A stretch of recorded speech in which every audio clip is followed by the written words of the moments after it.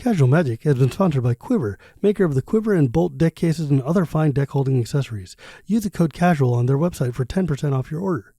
We're also sponsored by Architect, the premier site for hosting your decks on the internet. I love them and they love me, and it seems like a good reason for you to use them. You can also support Casual Magic directly by going to our Patreon at patreon.com/ShivamB. And now, on with the show.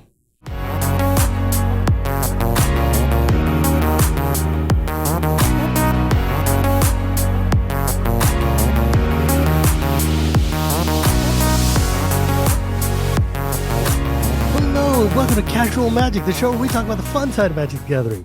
My name is Shivam Bhatt, and Casual Magic is brought to you by Architect and Quiver Time and my patrons at patreon.com/ShivamB. Today I am joined by my delightful,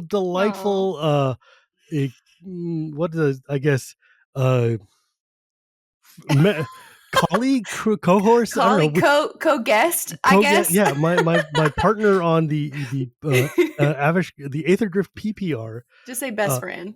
Yeah, yeah, you got a lot of those. I am the keeper of favorites.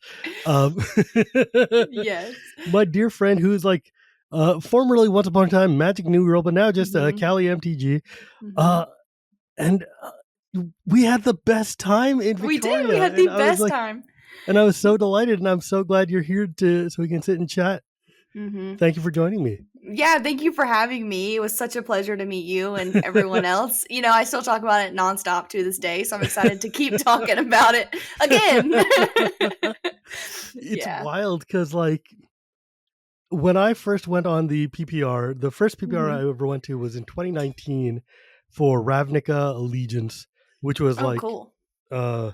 Yeah, and I got invited up there with Marshall Sutcliffe, who's one of the greatest commentators in Magic and like the host of the Limited Resources podcast, and my friend Erin Campbell, who was at the time doing an interview show exactly like this one. That like when she stopped doing it, I started because I was like, somebody needs to fill that void, and she was amazing, and Marsh was amazing, but it was like I was vaguely known in the community, and I was kind of like new and upstart, and I had made friends with the right people to be able to get invited. And then coming back to this one, and now I'm like the old senior, like experienced, like like veteran, and here you are, a kid who hasn't even been playing longer than like I don't know, minutes. Yeah, minutes is crazy. Yeah, we had a great juxtaposition going though. Yeah, I think we were a great. Fun. Yeah. I saw a lot of people talk about, actually, they loved our tap concede. Yes. They really liked the dynamic that we had of old and new. They thought it was really cool. Dude, Wheeler and I were so worried because of the fact that we sat and we talked about it a lot actively. Like before we recorded with you, we were like, okay, how are we going to do this so that it isn't just Shivam and Wheeler too? You know, it's like, so he was like, don't worry, I'm going to make sure that she gets to talk every single time we are going.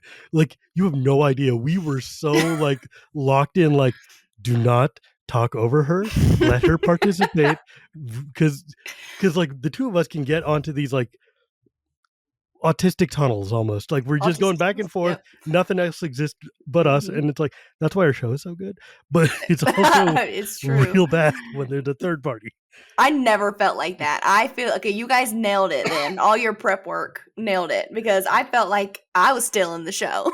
Yeah, like our whole goal was that we were like, look, she's new and she's still happy and not corrupted. Let us find a way to celebrate that. I get that so many times. People are like, hey, I love watching you because you still love Magic. And I'm like, now hold on. I hope I still love Magic in a couple of years. Well, yeah, but it's so easy to become jaded and cynical in this, right? Like, think about it. I've been doing this for over a decade now. Decade plus of actual like hardcore content creation, but I've been playing Magic for 30 years, so that's different.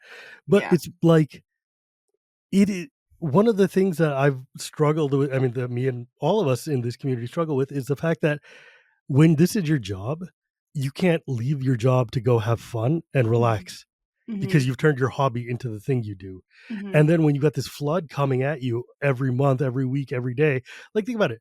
We just had the PPR, like to me, the PPR is still fresh in my mind, and we just had the PPR for the next set already. Yeah, and there did was you like see a the thing guest in between. too? I was hollering at the follow-up guests, like Brian and Kibler being the next guest like on the exactly. PPR. Kibler and Olivia. Oh, Okay. I bragged about that to everyone I knew. I was like, "Oh my gosh!" I was like, "Look, I'm next to these names, technically, sort of. You can kind of make that. I mean, I'm basically on that level. I'm just kidding, but it felt like it for a brief second. So remember, I told you let's crank down your gain a smidge, because once you get excited, I knew it was going to come. Is that better? Yeah, probably fine. Whatever. Don't worry about it. You have to actually talk for me to notice. Is that better? Oh, Jesus Christ. I'm going to leave all this in. People. What if I put volume down? No, the volume is for when you plug your headphones into your microphone. Okay. I'm going to teach you. Don't worry. This is why you're the new girl and not like new girl. New podcast girl. Yeah. Don't worry about it. Like, I do this all the time, so it's fine. But actually, let's talk about you for a second, because when we were talking at the tap we did, you said that you had started with Phyrexia All Will Be One. Yes, that is the set I started in. What the hell? Yeah, well, it just so happened that I think that was just the set going on. Like, I wasn't ooh, oil, I'm gonna play that. Like, it was just the set that happened to be. Oh my goodness gracious! How about this? No, it's not you. It's me. No, it's not.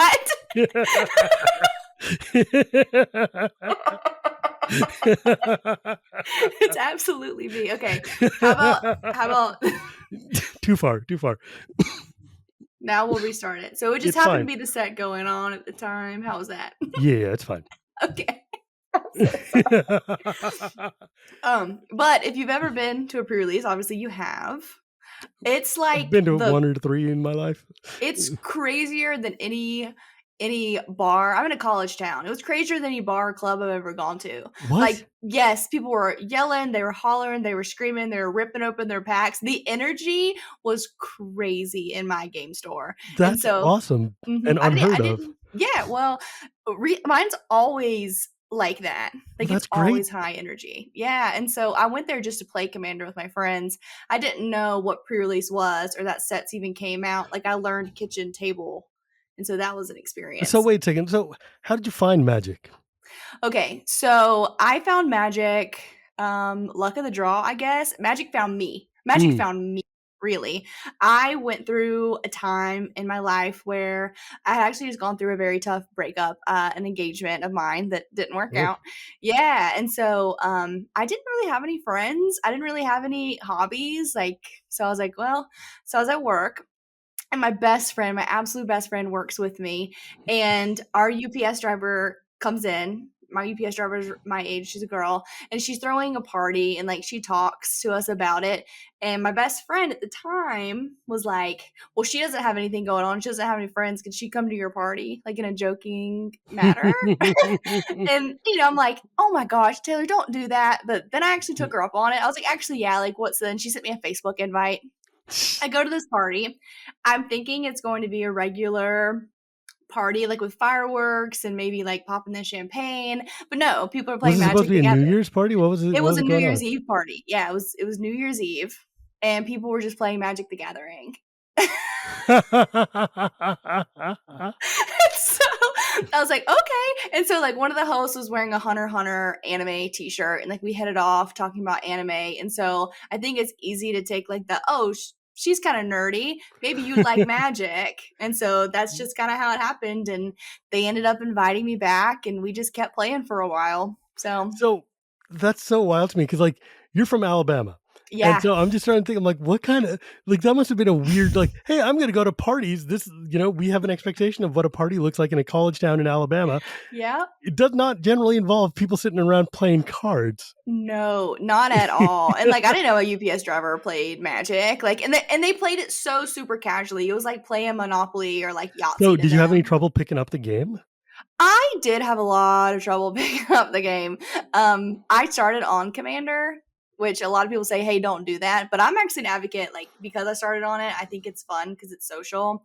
But yeah, the first few games, they did every move for me. And I would go home and I would sit on my couch and watch The Professor. I would watch game nights. I mean, like I was addicted. I don't even want to share how much money I spent on eBay, like my first month in Magic.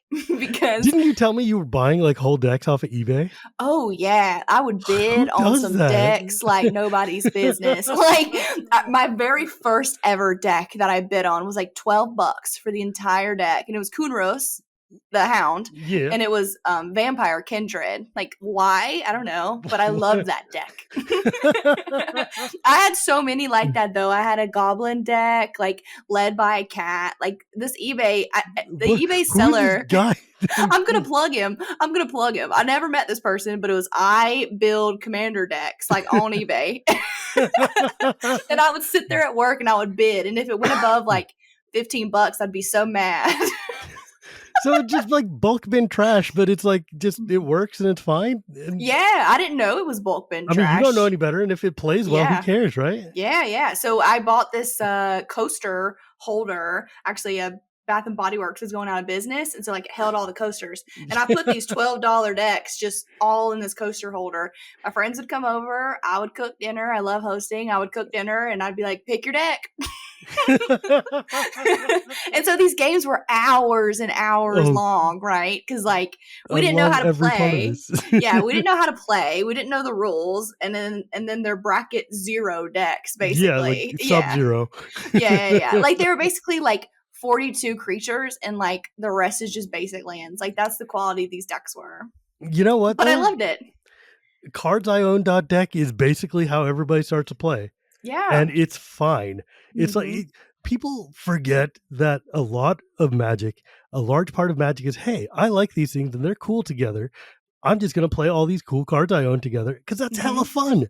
Absolutely. Hella fun. And people get so head up on like, oh, it's got to be the most efficient possible thing. Like, dude, no, just if this big, dumb 8-drop makes you happy, who cares, man? Put 40 creatures in your deck. That's fine. Yep. It doesn't matter. That's why I love pet cards and pet decks, because like, if you like it, play it. Who cares? It's like, whatever, dude, it's Commander. Like, one of my sayings is that the only thing on the table is a good time, right? Like, there's no stakes here. Like, the only thing you're playing for is the right to be invited back to the next one. Because nobody wants to be that like dude who just goes and tramples over the table and everybody's like, we don't like to play with that guy because he's like, try hard or whatever it is.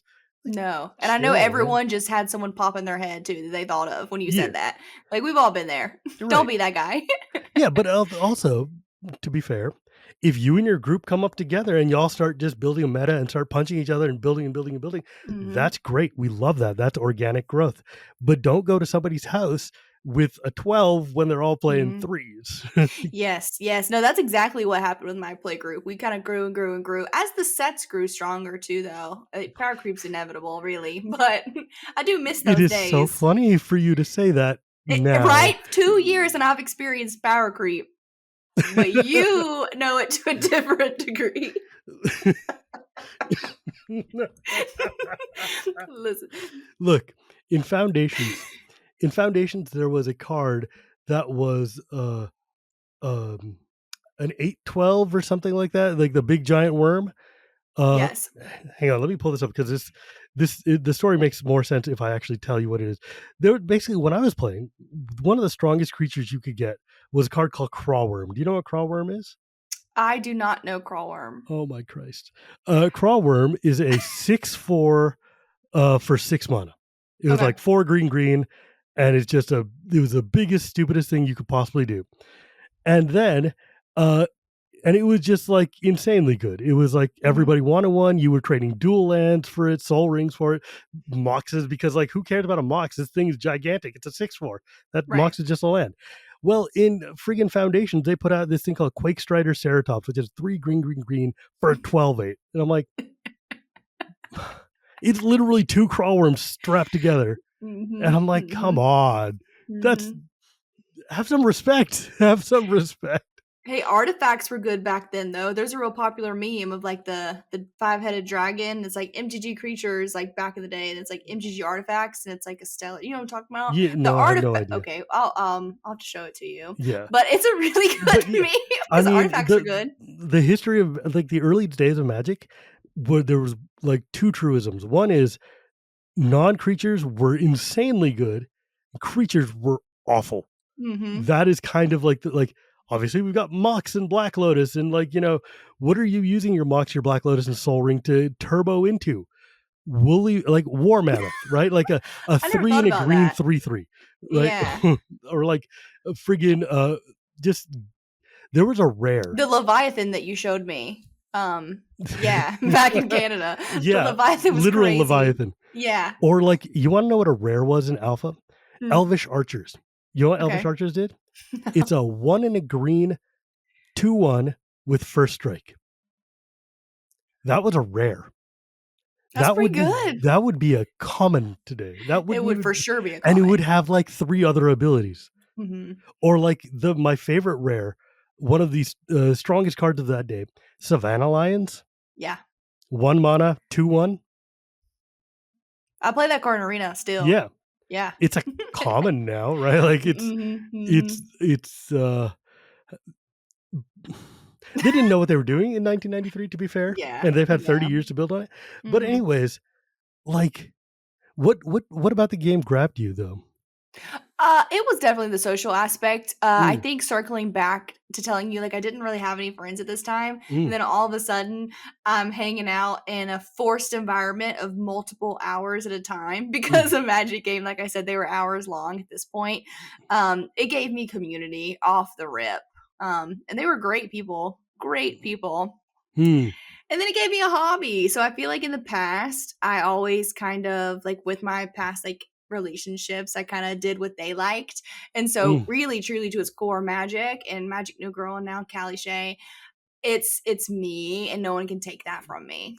Like, it's my hobby. It's what I discovered. A boyfriend didn't show it to me. A friend didn't show it to me. Like, I just discovered it. Like, one of my favorite people in the community is Chase and Monocurves. And Chase was telling me, wonderful. Oh yeah. And Chase was telling me, like, I was like, how did you get into Magic? Because Chase is another youngster. And Chase was like, yeah, my ex-boyfriend took me and introduced me to the game, and now I have the game and no boyfriend. And I'm like, you know what?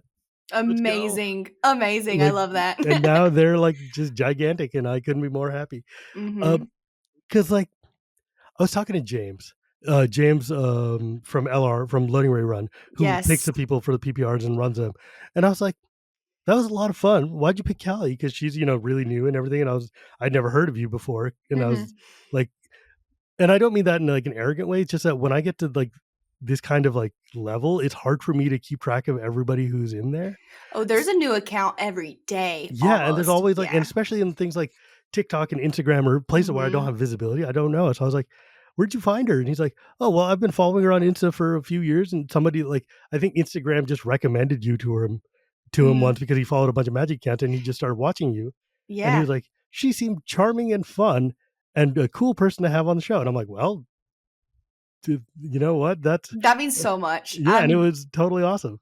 Yeah, trust me, when I got the message, the hey, would you like to come on the PPR? Yeah, what was that like? Oh my, I had a heart attack. I mean, I was sitting right here in this very seat, and I mean, like, I had to, like, you know, rub my eyes, and, like, truth be told, James, don't judge me for this. I asked if it was a real account. Like, I remember, like, asking my friends.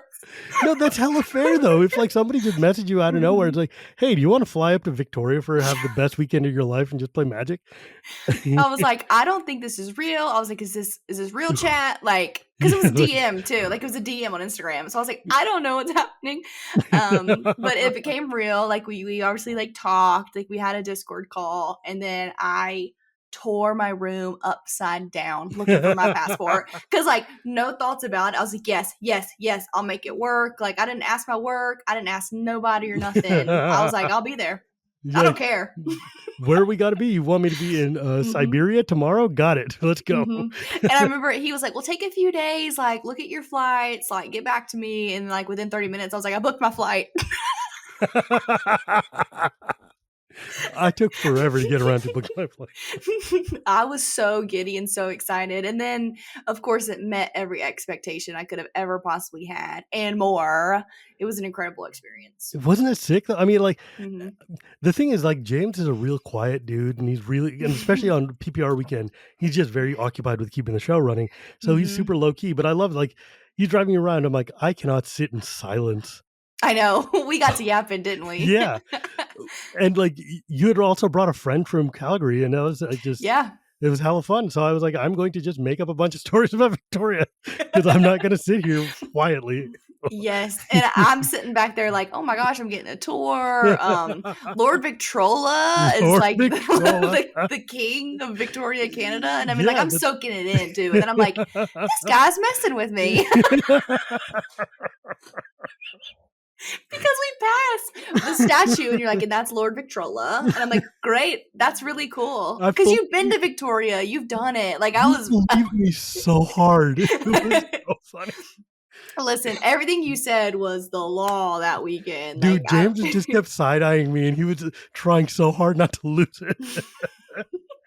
Yeah, James was super cool. He was the level-headedness we needed for sure. Yeah, and like, I mean, I'm glad we got to take you to pierogies before the pierogi place shut down forever. I know. The pierogies were incredible. I still talk about those too. And then, yeah, James tweeted that it got shut down. Yeah, it was so sad. That sucked so much. Yeah. But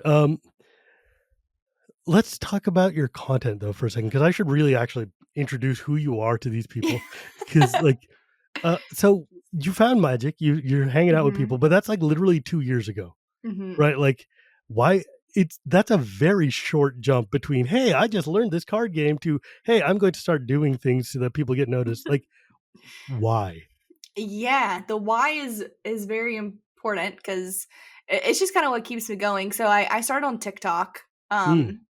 So TikTok, I'm a TikToker, and the games that we just spoke about were the coasters and then me cooking dinner. I would record those nights. And I posted one on my like very personal TikTok, like my personal one that I would look at dance videos and cat videos on. And I posted a magic one, and the community went out in droves on that TikTok. So many comments, so many likes, like, welcome to magic. Welcome to magic. We're so happy to have you. Welcome to the community. I was like, whoa, that's pretty cool. And so I ended up making a separate TikTok for my magic stuff because I am in the South. My parents are very religious, and like my friends and whatnot. And so the term magic, they did not like. No, I can't imagine. Yeah, so they did not like seeing it on my TikTok. If I talked about it, they would just kind of like change the subject. So I was like, it's okay. Like, what is this weird like Satan stuff you're doing over here? Exactly. Yeah, they thought that I was doing witchcraft, and you're I say summoning that demons. Yeah, with like deadpan, they thought I was witchcraft, which Dude, is crazy. When I got into magic early on, like the card Unholy Strength, which was just a common that was all over the place, literally had a dude being sacrificed on a pentagram. I've seen that. And like, Demonic Tutor had a nice forehead decoration. And I'm like, okay, well, my parents are Hindus, so they didn't care as much. They were more concerned with how much money I was spending. Right. Which is valid. Yeah. Yeah. But yeah, how did you get over that? Yeah, so that just made I still haven't gotten over it really. I just made a separate TikTok account. Oh, well, and then I started why were your parents following your TikTok?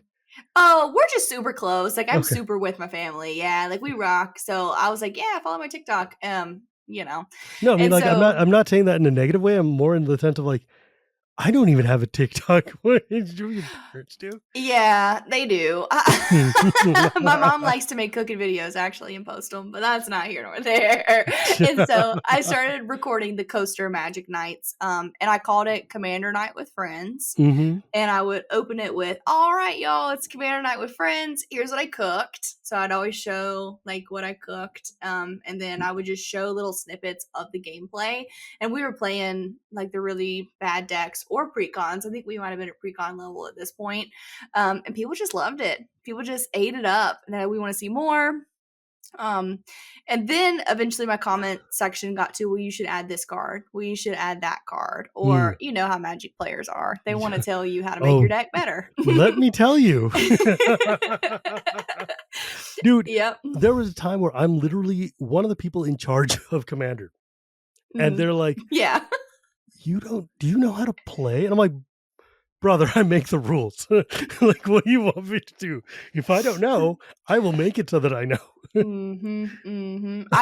That is terrible. I get those too. I mean, everyone gets those. Now, I mean, to be fair, there are times when I will ask people to like, hey, look at my deck and give me your suggestions, because sometimes it's fun to crowdsource. Mm-hmm. But sometimes I'm like, dude, I've been literally playing since before your parents were together, right? So let's chill about what I know or don't know about Magic. That is so funny. I mean, yeah. like I could hold up a card on my desk right now that's older than you, like 100%. I'm sure I could. I won't, but I could. Like what year was Magic created? 1993. Okay. I thought it was 7. Yeah. Okay. You could. 1997 was damn near when I quit the first time.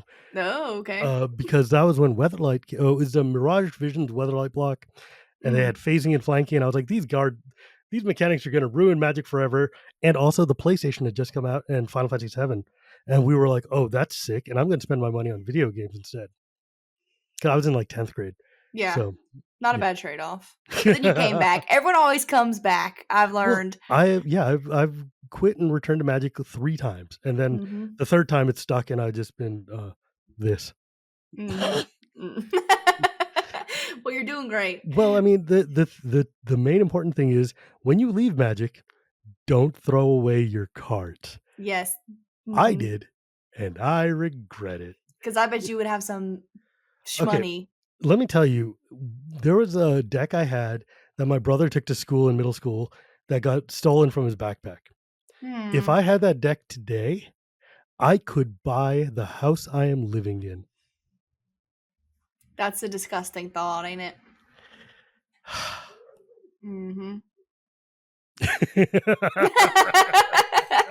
Yeah, I think not that the house, too. but I could probably pay like a monthly mortgage payment or 3. I don't know. It had like 12 or 15 dual lands in it. It had stuff. It had stuff. That's okay though. I bet you got them back now.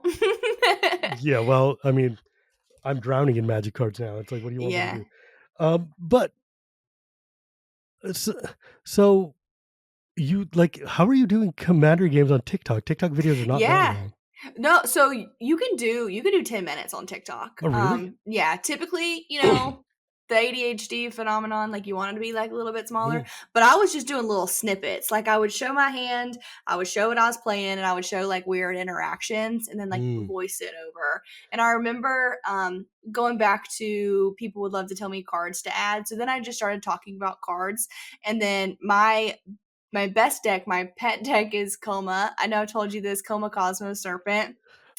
That was just my first ever commander I picked to build a deck from scratch, which building a deck from scratch is extremely intimidating when you don't know the card game. It's extremely intimidating when you do know. Yes. And so I had the community help me with that deck. And so people were sending me cards. People were telling me what cards. I would go live. We would sort through my bulk and we would put cards together. So that deck was built like by the community for me. Really. And so that's why it's so important to me. I upgrade it now, but the bulk of it, that was the community, which was really cool. And I just loved that aspect of it. And that's my why, because you get sunk into it. And then all of a sudden, my friends that I talk to all day, every day on Discord are my very best friends, like better than my IRL friends. And so you just kind of get locked in and you find people who think like you do and they support you. And here we are. Obviously you create content because you like having the attention from other people, right? Like you like like you like having people like listen to what you have to say. And people like telling me what to do with my decks. You know why I create content? Why? I create content because when the pandemic lockdown happened, I am a hyper extrovert. I don't know if you've noticed that or not. I like to talk and have a lot of friends. And pandemic lockdown happened, and I'm sitting here, and it's me, my wife, and my young son, and they have heard every story I have. You know, it sucks to hear a story for the 8th time. And I was like, I had been doing a podcast for a couple of years called Commander, and I was just, they'd invited me on to just because they liked what I said about Kaladesh, and they just wanted me to sit and, talk Commander. And I was like, this is cool. It's a lot of fun. And I was like, but you know what I like doing? I like talking to people. And so if I just carve out an hour every week where I can just sit and have one of my friends who's like, because I don't know, whatever reason, I've just hadn't managed to make friends with people who are Magic celebrities. I don't know how that happened or why, but it's just luck, I guess. And I was like, whatever. If I just have these people come on and I just hit record, I have an excuse to talk to my buddies and not go stir crazy in the house. And then I can just throw something up and just have some content or whatever. And people ended up liking that a lot. And now we're 275 episodes in. You're very good at what you do. Well, like, for instance, you know what happened is that because I used to be a game journalist and a writer, and I write a lot of essays and articles and stuff.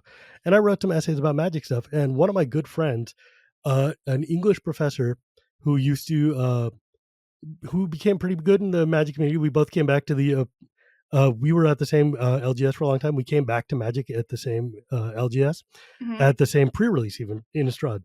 And we were good friends just for hanging out and playing games and thing. And it turned out he became kind of a notable dude in the community. And he went and shared a couple essays of mine. And it turns out that when you're the professor and you post something out there, literal hundreds of thousands of people are suddenly reading my stuff. Yeah. And suddenly everybody in the world knows who I am. Yeah, that is incredible. I did not know that. Yeah, no. Prof and I have been friends for a very long time. I remember him taping his first video outside of our LGS. We all came up together. Like there was a bunch of magic celebrities or people who were big at the time who came up through our store for some reason randomly. But in any case, though, like having Prof as a friend means that like people pay attention to what I have to say. It's a good segue. Yeah, next time you see him, tell him thank you for teaching me magic. Because his videos you want to know were the wildest thing? Yeah. There was a time when I showed up on Prof's channel to do some video or something or other, and one of my coworkers, when I was working in the office, he knew I played Magic vaguely, but he didn't know I was anything at all.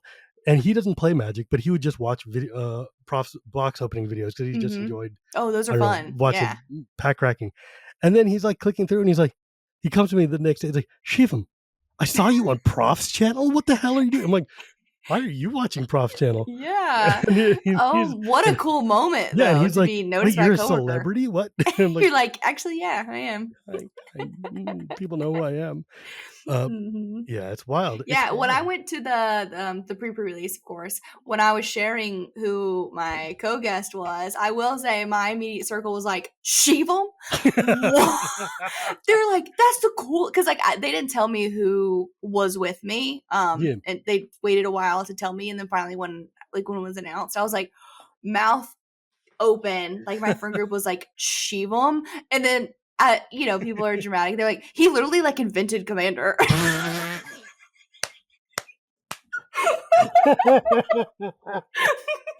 Somewhere, and I'm like, no, I'm sitting there and I'm like, what? And they're like, okay, no, but like he's on the rules committee, like he decides like the fate of Commander. And I'm like, okay, a little bit closer, sure. Yeah, but, like somewhere right now, Sheldon Menery just stood up out of his grave and just shot me a death look. I know.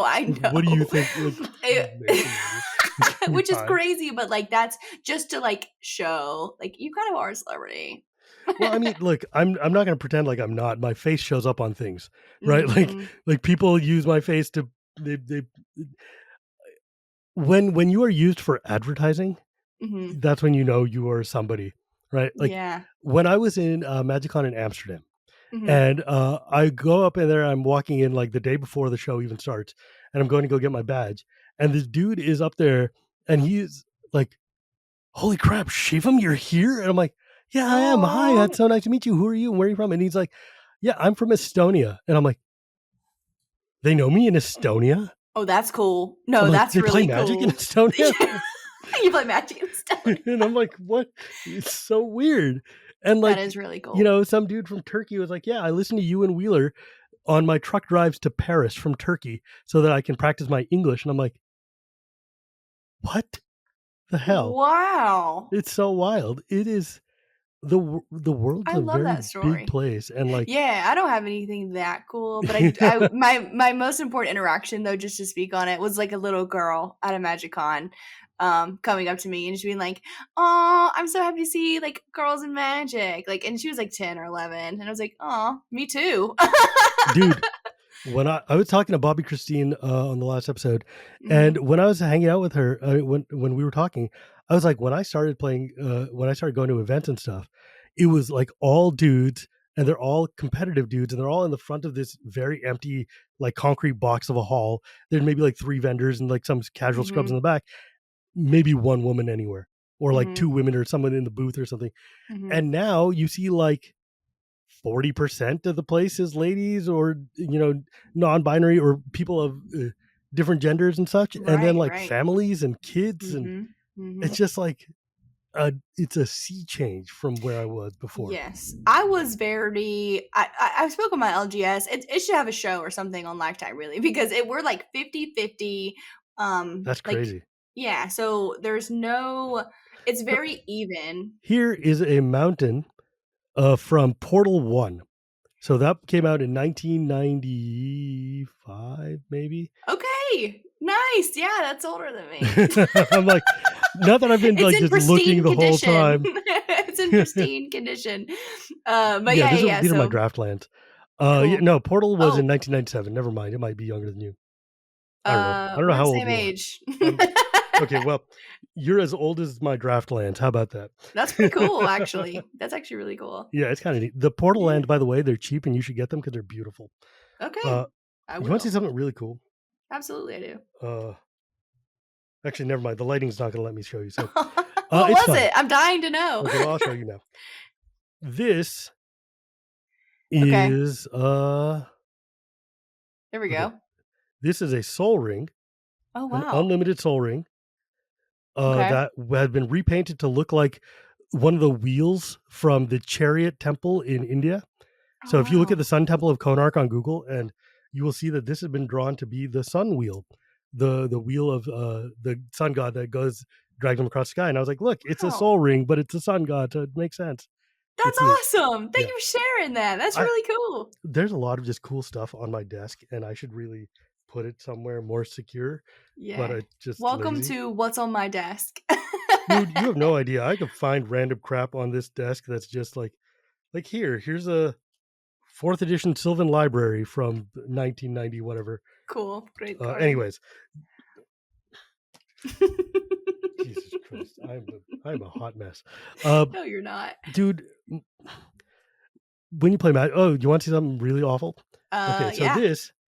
this land has been in my wallet for a very long time. It is a beat up M11 island with my DCI number on it. Oh, no way. Because I'd never had, because I couldn't find my DCI card, and the first time I went to a big tournament, they just wrote it on a land that I just kept and you've held on kept in my that. pocket, and now it's just been Wow. beat to hell. It's just like, well, whatever. You need to at least put it in a top loader or something. That's You're like, work. no. All right, fair. Oh, I know what I can show you. Yeah.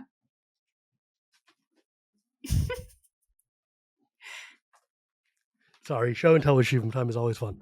Yes, it is. This is something you will probably never have seen.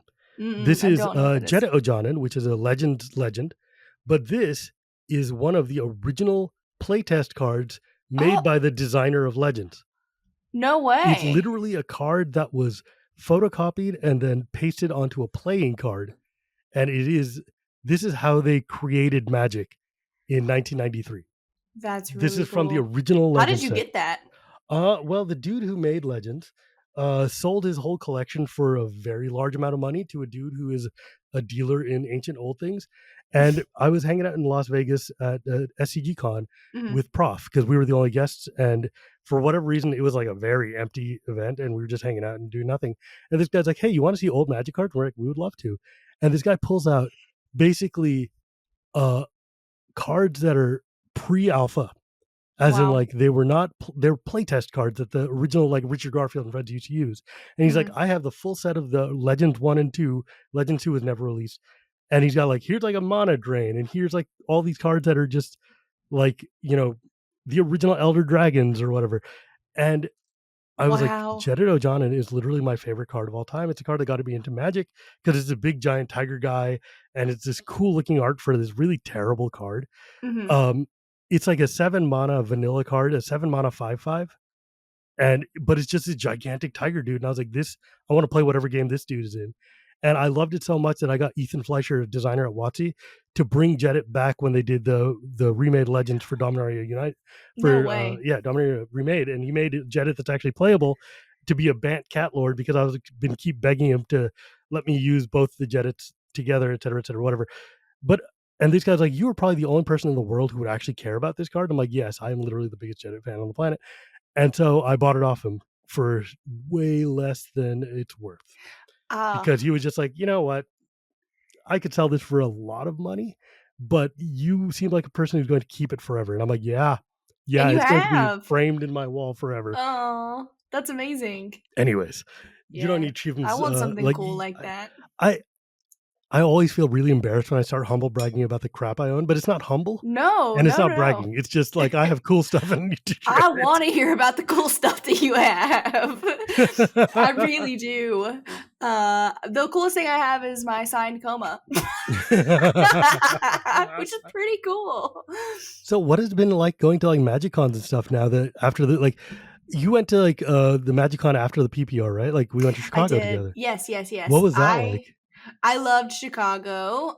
So the favorite thing that I do at cons, I'll speak on this. I have an organization, or I'm a part of, one of the heads of She EDH. So it's FEM gamers, and we have a table on Saturday where we decorate top loaders, and we really want to keep it like FEM only at this table.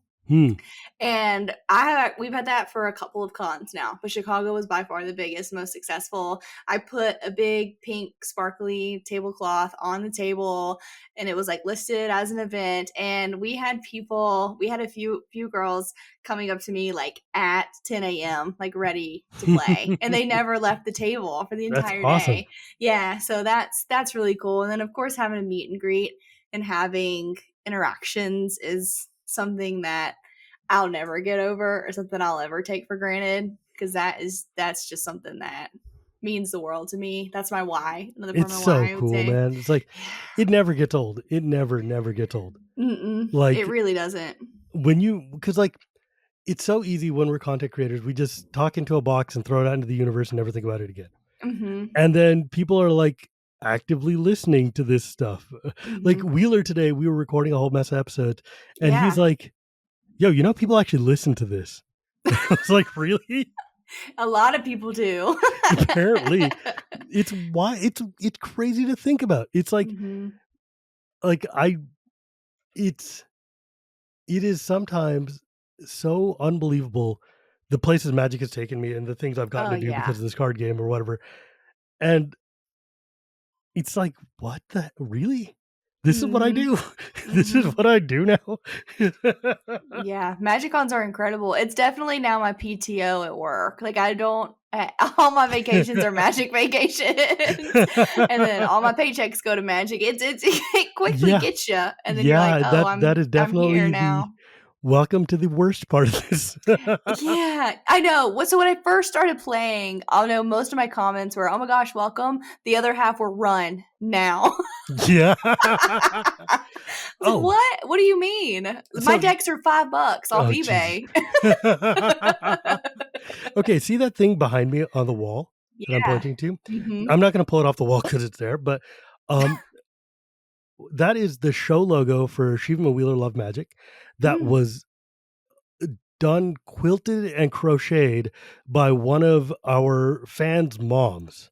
Oh my goodness. Because she's got disabilities and she's like unable to leave and stuff. So she sits and watches a lot of Wheeler streams and then watches our show as well. It's not even into Magic, but it's just more like likes the community and it gives her something to do. And so like Pywo, who is Pywo Dragon, who's a judge, and he came up to us at MagicCon Philly and gave me and Wheeler these framed like quilts that his mom had made of that's literally me riding on a dragon. Now you can't see it from here, but if you look at the Shivam and Wheeler logo, you will see it, and it's just like it's insane. And I'm like, people don't do that for me. Nobody gives me things. That's incredibly sweet.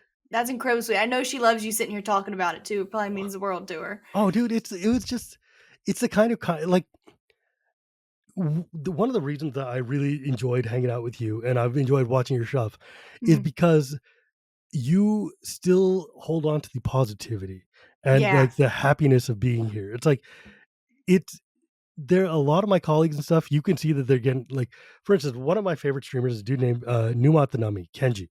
Kenji Gishara is like probably the best known Magic streamer. and he streamed limited all the time. And like he got known because he did 1 year a 365-day challenge where he streamed every day, and it was crazy. And when he was starting, he was excited and happy and super. And every time he would get a subscriber, he'd be like, "New subscriber," and he would do this huge dance and everything. And nowadays, he's just like, you can see him just worn down and beaten. And I'm like, dude, you that sucks that you've let this drag you down. And it's like, and I'm not trying to like dog on him, but it's just like, that happens to a lot of people. Yeah, burnout's real. It's and so if you don't, real. Yeah, and if you don't maintain yourself, and if you don't, and like the way you get to burnout faster, when especially if you're not like, it's one thing if you're a player all the time and the game gets hard and grody, and then you're like just not having fun. Fine, I get that. But like when you're a content creator like us, who's just doing content weekly based on every set and coming out with the set review or coming out with your hot takes and everything, eventually it's very easy for you to just fall into the cynical like, oh, Magic sucks now, or oh, that's too many blah blah. But then you're like, you forget that this is fun. It's and that so this fun. is a game that we enjoy, and when we hang out with each other and play, it's fun. Yes, there's undoubtedly a ton of problems with Magic. Like it's expensive and exploitative and blah blah blah. Yes, all this is true, but also we live in what in Hindu the Hindus call this Kali Yuga, which is the age of darkness. It's like just oppressive all the time. Everything is weighing on you. Everything sucks. No kidding. And you got to hold on to the light you have, or you're going to get swallowed by the clouds, right? It's like things like our hobbies, like playing Magic and hanging out and talking to people about Magic. These are lights that we get to hang on to and walk and show us the way through the shadow. And I think we should celebrate that. And that's why I really enjoy hanging out with you. Yeah, thank you. I appreciate that. Yeah, Magic makes me the happiest I've ever been. And like to circle back, like I found happiness in a hobby that is mine, not in a person. Yeah. You know, or like a partner. Like I found Magic and it's so fulfilling. And I love discovering cards. Like I get excited for every set. I'm probably one of the few that yeah, there's 8 sets a year, and yeah, I'm that excited for every single one of them. Like I'm definitely partaking in the pre-release, my club pre-release of my LGS, which you need to come experience one day. I would love to. That would be hella fun. Though I don't know if I want to fly down right now, but maybe I'll take a drive. Yeah, true. But the thing is, though, it's like I love going to pre-release because that's when everybody's excited to be there. Pre-release is the best moment of Magic. Like I think the two highest parts of Magic is pre-release and going to a con, because that's the only place where everybody's stoked to be there. Like, oh man, like, I have to put con slightly above it, but yeah, you're right. Yeah, but like pre-release is easier to get to. True. And it's like it's more like, yeah, being at a con is this euphoric feeling. But like when everybody's sitting down and they don't know the cards and we're looking, yeah, we've all read the spoilers or listened to the podcast or whatever. But then you open it and you're reading it, it's like, oh, look at this. And that card does that? Like, oh, look at this. Yeah. Exactly. And then suddenly you're like, oh my God, I didn't read the third line of text on this card. It turns everything indestructible. And you're like, what the hell is going on? So real. That's so real. Dude, I was playing in a pre-release, and like the dude played there was that card in the Sultai card, the Dancers or whatever, that lets you get 2 creatures from your deck and put them into your graveyard. And he put 2 crazy good creatures in there, either to reanimate or to use our renewal ability, sack them and do some crazy stuff. And I played down a card because I'm just like, oh, I'm going to die to this. And so I just drop a random card that I had in my hand, which is a tapper. Like it's a 3/4 and it's got white and tap. You can tap target creature they control. I was like, okay, fine. It'll be some defensive thing. What I didn't realize, the line of text after that, which I just thought I just kind of glossed over, was exile 2 cards from their graveyard. And I was like, 2 cards, you say? Like, say the 2 cards you just put there to use. Whoops. Well, hey, that was me at the pre-release in our game. I was reading those cards so hard. Oh my God, dude.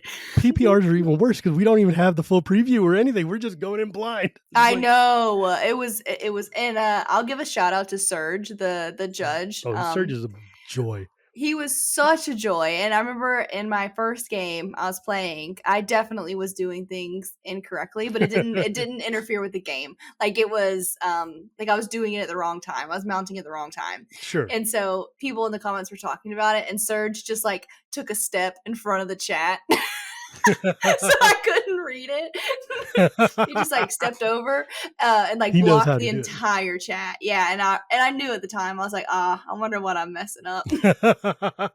Yeah, but Serge is such a sweetheart because Yes, he and then can. afterwards he explained it. Yeah, I Mhm. mean, everybody at LRR are the kindest people you will ever meet. Like, they Mhm. have ruined Magic for you, let me tell you, because you will never find a group of people more delightful and helpful than those guys.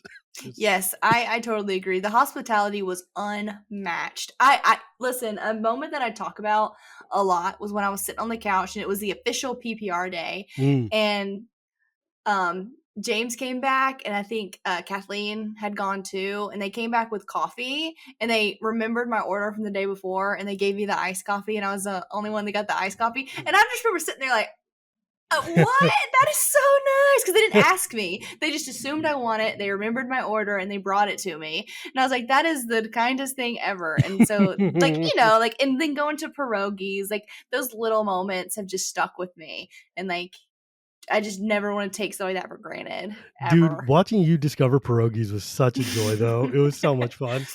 I also really liked our night when we went to Chinese, like the hole in the Yeah, wall Chinese, and like right? we were all And sitting there it and was we were hella good too. bantering. Yeah. But I was like, this is it's just so awesome. chill and so relaxed, and Hmm. like it just it's so validating. Even Yeah. like when I got there the first time around, it was like being pulled out of the sea and being coronated and being like, guess what? You're now part of the fraternity forever. And I'm like, yeah, let's go. Yeah. I was the one who I went to Graham later and I was like, you guys should make like a pin or like some badge or something so that we can all be I like, got look, the PPR. pin. Yeah. I have the pin. And then he's like, that's a great idea. And then like a little later on, he's like, I made those pins now. And I'm like, sweet, let's go. I wore that thing with honor and pride Yeah. at that PPR Magic alum. Con. Let's go. It's Yeah. so because it's cool. It's Mhm. cool. It is And very cool. I don't know. I just think it was, and for those of you guys who want to actually hear about what my experiences at the first PPR I went to were, if you go back to like the early episodes of the show, I had the interview with Erin Campbell, and me and her basically sit and deconstruct what that PPR was like, which was 5, 6, 7 years, I don't know, some billion years ago.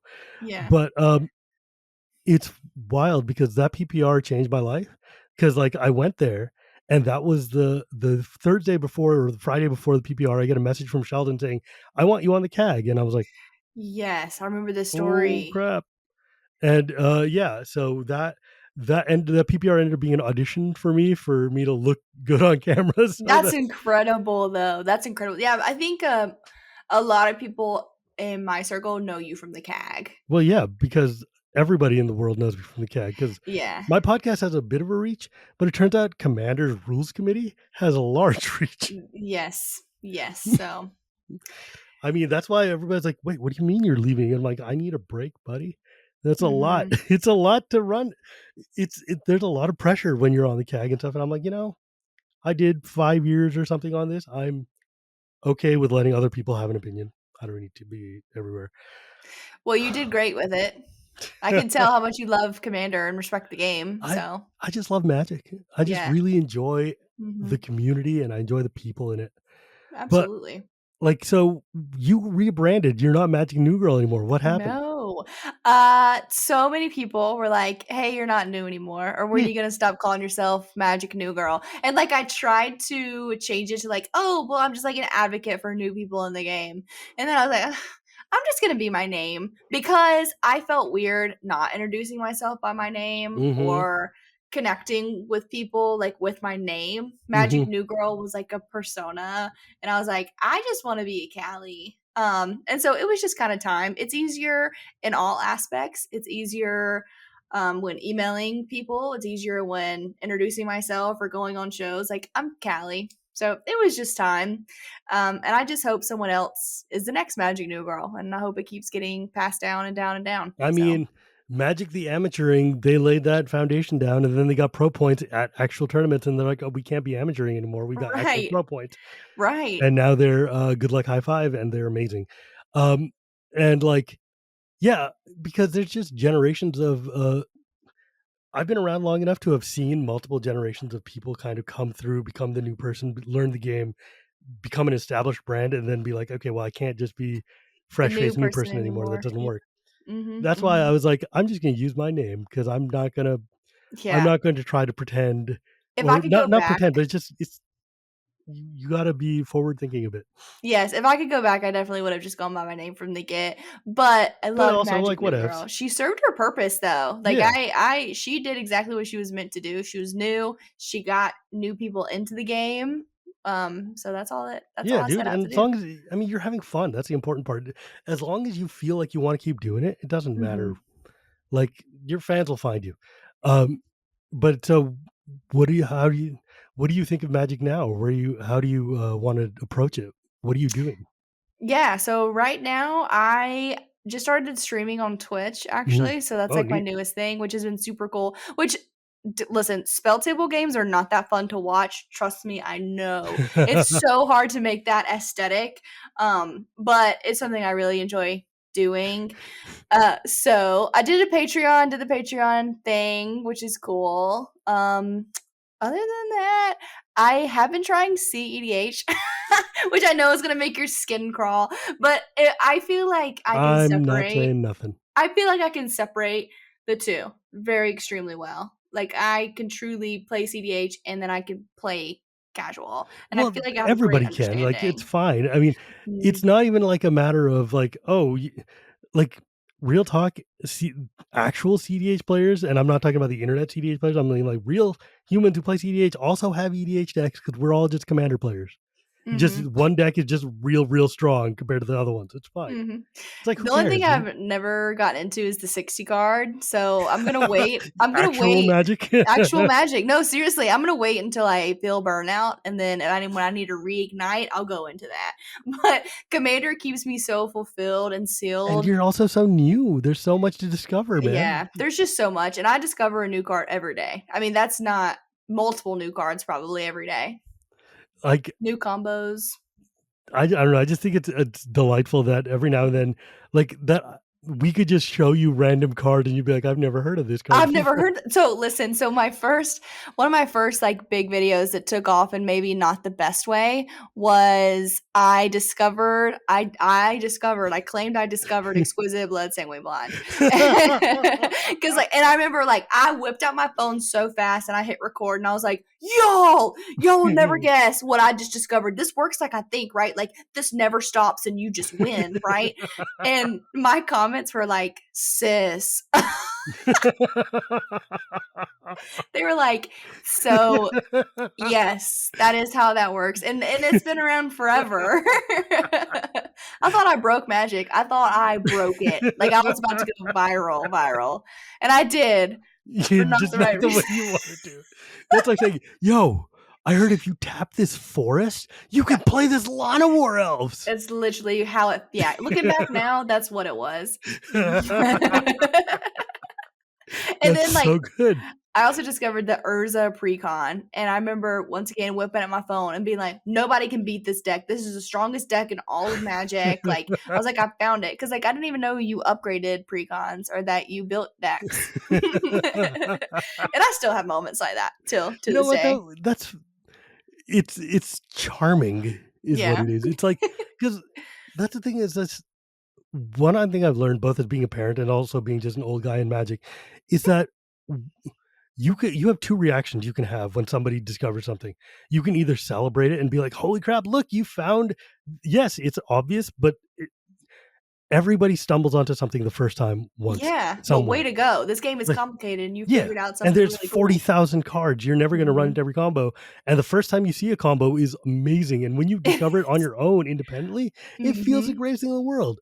Yeah, I Mhm. could be like, "Yeah, come on, whatever, we've known about that for 1,000 years." Sure, but isn't it more fun to celebrate and be like, "Yo, look, that's so cool that you managed to put these things together and figure Yes. out how to make it work on your own Mhm. without somebody just saying, 'Here's an A and a B, go do it.'" And it's That's like, always my why reaction not? too. Because like, I want you to celebrate that because I want you to keep wanting to play, Mhm. right? Yeah, oh, Like, absolutely. And then when someone wins and they're new to Magic, you better clap and celebrate that person just won that commander game. oh, dude, Never be salty with a new player. one of my biggest things is like, and people used to get real mad at me because I'm like, I don't value winning.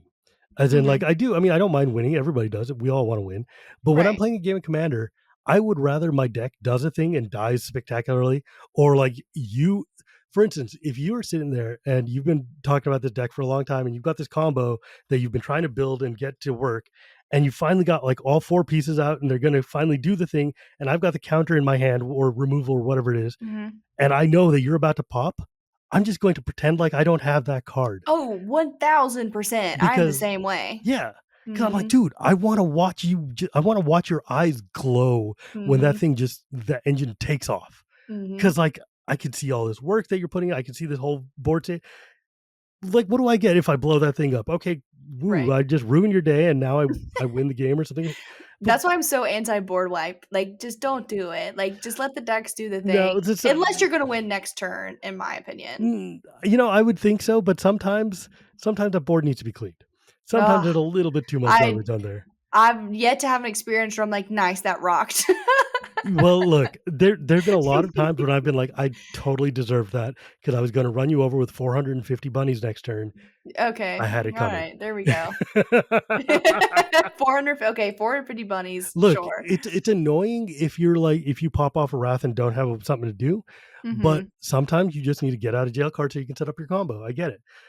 What's annoying to me is if I'm just doing setup and you start countering random cards that I just need to that I'm just playing ambiently. Like if I'm playing something that's gonna win or it's gonna be something obviously like smothering tithe or whatever, sure, counter it, I get it. But if I'm just like board developing and you're like counter and also like mill you for 30, I'm like, what the hell, dude? Like it's all about making sure that you and the people that's sitting at your table understand the game you want to play together. How do you feel about commanders being countered? Do you agree there's kill on sight commanders? Yes. Yeah. When I started playing, when I first discovered Commander, the card I wanted to build a commander on the most was called Rafiq. Have you heard of Rafiq? I have, but remind me what it does. Yeah, Rafiq is basically he's a band commander, and he's got like 5/5 or something like that, and he has Exalted, which is whenever you attack alone, you get +1/+1, or like all these other exalted creatures. If any creature is attacking alone, that creature gets +1/+1 for each thing that's got exalted, and he's got double strike. So he used to be a dude that would come out. And actually, let me read the text specifically because it matters. Okay. And Rafiq is also still one of my favorite cards. From like so, yeah, Rafiq is a 3/3, and it says whenever a creature you control attacks alone, it gains double strike until end of turn, and it's got Exalted, which is to say if it attacks alone, it gets +1/+1, and all the other creatures in that deck have Exalted, and you put a bunch of auras or equipment on him, he gets very big, and he attacks by himself, and he could one-shot people. And people would get really mad because, like, if you let Rafiq sit around, he's just going to kill you. And so that became like oh, hey, I'm playing Rafiq. Okay, well, you're not going to be able to do anything in the game because we're going to stop literally anything you do because if we don't check you, it's going to end the game.